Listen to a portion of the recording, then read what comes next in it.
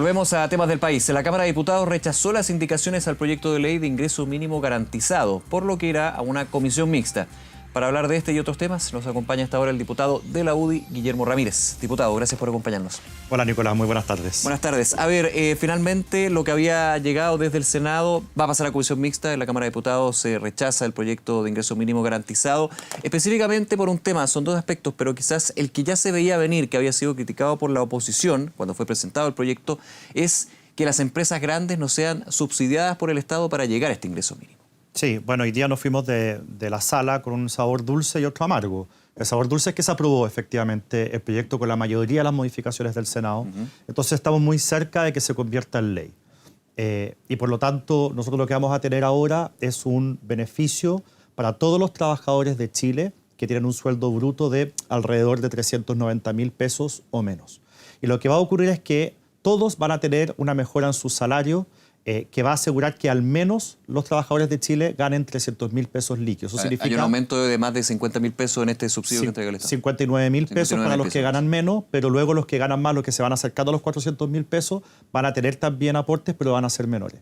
Lamentablemente, y esta es la parte amarga, este beneficio, por los votos hoy día de la oposición, no va a ser para todos quienes ganen menos de 390.000 pesos. Me tengo un segundo ahí, diputado, para quienes nos ven a esta hora. ¿El proyecto sale del Congreso, pero faltan estos dos puntos? Sí, falta ese punto. O sea, no se ve como un completo, no es que esté trabado o parado todo el proyecto de ingreso mínimo garantizado. Solamente se ve, y de hecho se está viendo, porque la comisión mixta a la que tú hacías referencia se está haciendo en este momento, en Valparaíso.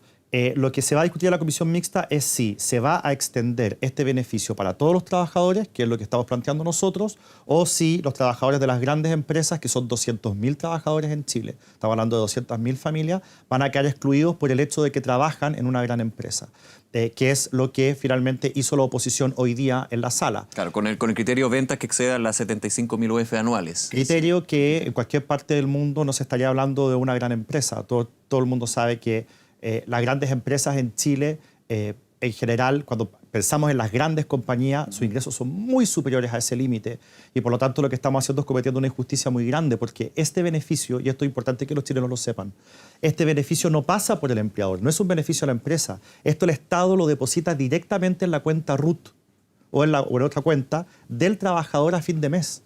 Y por lo tanto no es un beneficio que vaya a la empresa, este es un beneficio que va a los trabajadores. Y a nosotros nos parece que hay una discriminación que no se justifica en querer sacar a los trabajadores de las grandes empresas y de esa manera perjudicar a 200.000 familias en Chile. El argumento, vuelvo a lo que es la crítica de la oposición, es que de alguna manera, lo voy a parafrasear para ponerlo en simple, se le está dando la mano desde el Estado a las empresas cuando las empresas deberían hacer un sacrificio y finalmente también igualar sueldos que son bastante más bajos. Bueno, ese argumento es falso por dos razones. La primera es porque este es un subsidio que va directo al trabajador, no va a la empresa. Y segundo, las empresas... Pero la empresa no tiene que llegar a ese costo extra. De acuerdo. Y las empresas, mientras más grandes son, más impuestos pagan.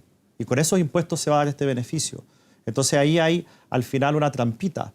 Es bueno que los chilenos sepan, esta es plata que le va a llegar a los trabajadores directamente, que no paga impuestos, que no es imponible, que no está sujeto a ningún tipo de reducción de ningún tipo. Y lo que está ocurriendo ahora es que estas 200.000 familias se van a quedar sin ningún beneficio. Yo le pido a la oposición, y es lo que hemos dicho, y en el Senado lo acogieron, fue en la Cámara de Diputados que la oposición no lo acogió, que miren esto como un beneficio a los trabajadores y que un trabajador no tiene la culpa de trabajar, pongo culpa entre comillas porque no hay ninguna culpa en ello, de trabajar en una empresa mediana, chica o grande. Y por lo tanto no hay ninguna justificación, no es justo que esos trabajadores no reciban el beneficio.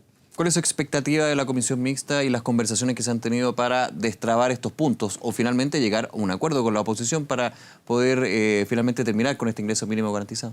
Bueno, en el Senado esto se destrabó de la siguiente manera. El gobierno se comprometió, y eso lo aprobamos hoy día, a que va a ser obligación que haya una página web estatal que va a establecer cuáles son los sueldos que pagan las grandes empresas en Chile. Los sueldos mínimos de esas grandes empresas. De hecho, las empresas que son proveedoras del Estado van a tener que, más allá de la personalidad jurídica, saber quiénes son los dueños de la empresa. Exactamente. Entonces, por ejemplo, aquí han habido empresarios que en esta crisis social han dicho por redes sociales, en mi empresa nadie va a ganar menos de 500.000 pesos. Bueno, esa información de esos empresarios va a estar publicada en una página web, cualquiera lo va a poder ver, de tal manera de que los chilenos sepamos que si estas empresas grandes, que son todas conocidas y son marcas conocidas, efectivamente le están pagando bien a sus trabajadores o no.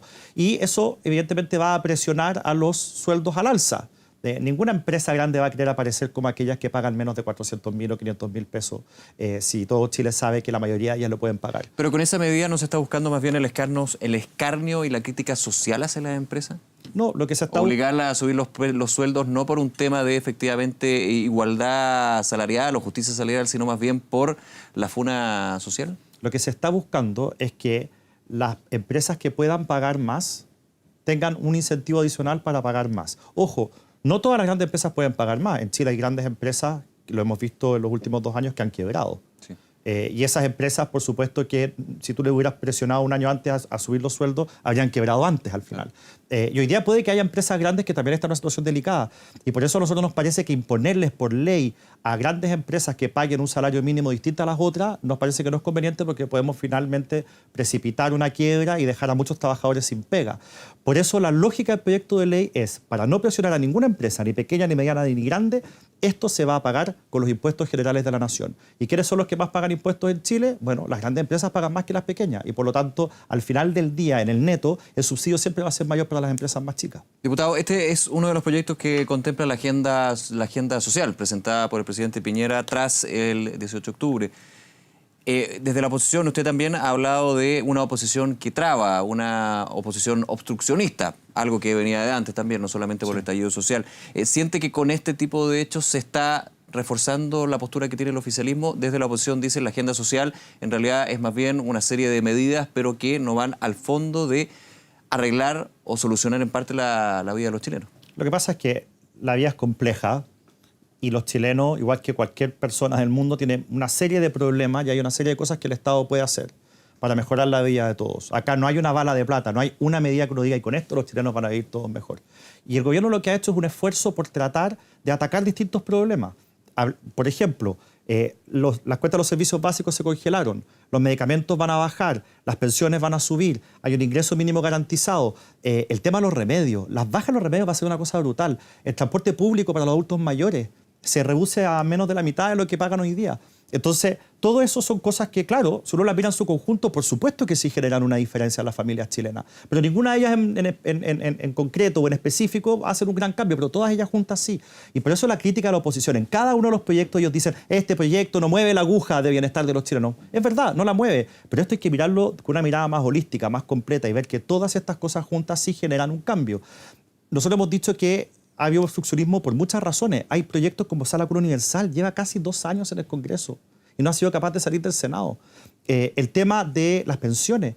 El proyecto de pensiones que aprobamos en la Cámara de Diputados se demoró más de 1 año en la Cámara de Diputados. Es completamente distinto al que se ingresó por parte del gobierno. Y después de un acuerdo con partidos políticos de oposición, logramos sacar esto de la Cámara de Diputados hace ya 42 días. Pero un acuerdo más bien con la democracia cristiana. Sí, está bien. Y también con de la oposición. Y también con el Partido Radical y también con independientes de oposición. Entonces uno dice, bueno, logramos sacar el proyecto de la Cámara de Diputados con un acuerdo amplio, no todos, pero bastante amplio, y resulta que llega al Senado y no se ha movido ni 1 centímetro el proyecto, lleva 42 días ahí. Un proyecto que aumenta las pensiones de manera considerable. Entonces, sí, ahí también me voy a un tema de las urgencias, porque el gobierno finalmente pone urgencias para poder ir haciendo más eficientes los tiempos. Se iba a poner una discusión inmediata, finalmente se retrocedió en eso para seguir conversando por las posturas críticas que tiene la oposición sobre el proyecto de reforma previsional. Eso es correcto, pero no olvidemos al final... también los 42 días van desde la urgencia que le coloca o no el gobierno. El gobierno coloca urgencia, para que la gente nos entienda, eso significa que el gobierno puede establecer cuánto se demora un proyecto en el Congreso. Pero hay 2 problemas. El problema número 1 es que no hay forma de obligar al Congreso a que cumpla con esa urgencia. O sea, si el Congreso no cumple con la urgencia, no hay ningún tipo de sanción.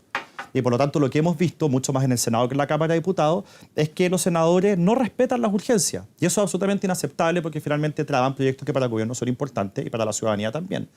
Y el segundo problema con las urgencias es que la oposición, como tiene mayoría en ambas cámaras, dice, bueno, si usted me presiona a votar, voto en contra.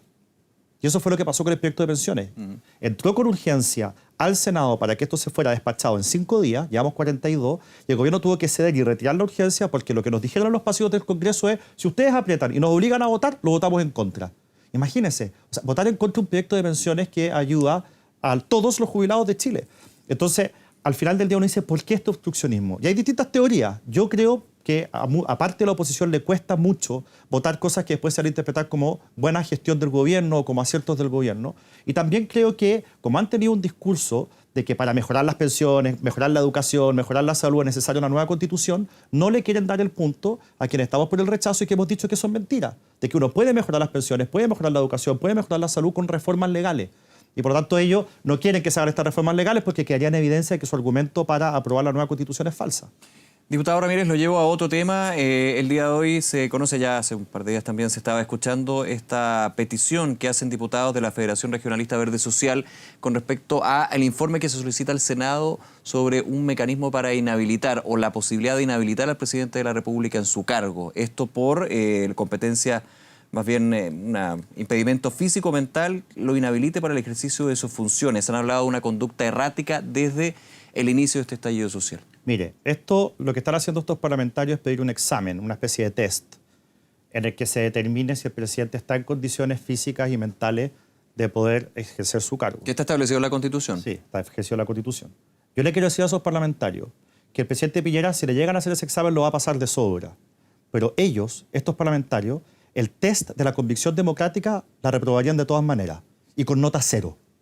Porque la verdad es que están planteando hoy día, esa es una norma que está en la Constitución cuando un presidente, por ejemplo, cae gravemente enfermo. Está en una situación tal de salud que no puede ejercer el cargo. O cuando un presidente efectivamente se volvió loco. Han habido casos en el mundo de emperadores, reyes, presidentes que se han vuelto locos, que ponen de ministros a su caballo, como en el caso de Calígula, y por lo tanto uno dice, bueno, esta persona se volvió loca, entonces para eso está pensada la norma. Estas personas lo que están haciendo es tratar de usar una norma para zanjar una discrepancia política. No toleran que el presidente esté en el poder, quieren sacarlo como sea y están usando mañosamente la Constitución. Eso, en mi opinión, es cero convicción democrática, cero convicción republicana. Y por lo tanto me parece inaceptable. Yo me alegro que el presidente del Senado, Jaime Quintana, haya dicho que esto no es una petición del Senado. No es la visión institucional del Senado, sino que más bien un requerimiento de un grupo de algunos diputados parlamentarios que tiene que ver el específico. Senado y está establecido en la Constitución. ¿No? Así es. Y por lo tanto, a mí me alegra que el presidente del Senado, yo también hoy día en el pasillo del Congreso, oí también a muchos diputados de oposición diciendo esto es una locura, nosotros no lo vamos a apoyar. Y me alegra que aquí la sensatez está reinando por sobre la locura. Al test de locura se los deberían hacer a ellos, de estos parlamentarios que piden inhabilitar al presidente. Y la posibilidad de adelantar las elecciones también ha sido puesta en la mesa. Bueno, pero si nosotros nos hemos fijado un camino, que es este plebiscito que tenemos. Este año tenemos elecciones de alcaldes, de concejales, de gobernadores regionales. Acá hay un camino institucional que nosotros tenemos que respetar. Y por lo tanto, pedir que se adelanten elecciones no tiene ningún sentido. Acá lo que tenemos que hacer es, cada uno tiene que hacer su parte de la pega. Y el senador Guillé y otros que han dicho que hay que adelantar las elecciones están quitándole el poto a la jeringa. No quieren hacer su parte de la pega. Su parte de la pega consiste en que el gobierno presenta proyectos que vayan en concordancia con la agenda social, con el orden público. El Congreso tiene que discutirlos en su mérito y aprobarlo lo más rápido que sea posible. En esa parte no ha cumplido el Congreso. La oposición tiene que condenar con fuerza la violencia, cosa que gran parte de la oposición no lo ha hecho. Nosotros tenemos que oír bien lo que está ocurriendo en la calle, pero aquí la solución fácil de decir, no, la culpa de todo la tiene el presidente Piñera, la frase del mismo Alejandro Guillé que dijo que a él no le habría pasado este estallido social, denota que no están dispuestos a hacer la pega y que no se han tomado con suficiente seriedad lo que está ocurriendo en Chile. Diputado Guillermo Ramírez, nuevamente gracias por acompañarnos. Gracias a ti, Nicolás. Que esté muy bien, nos vemos. Igualmente.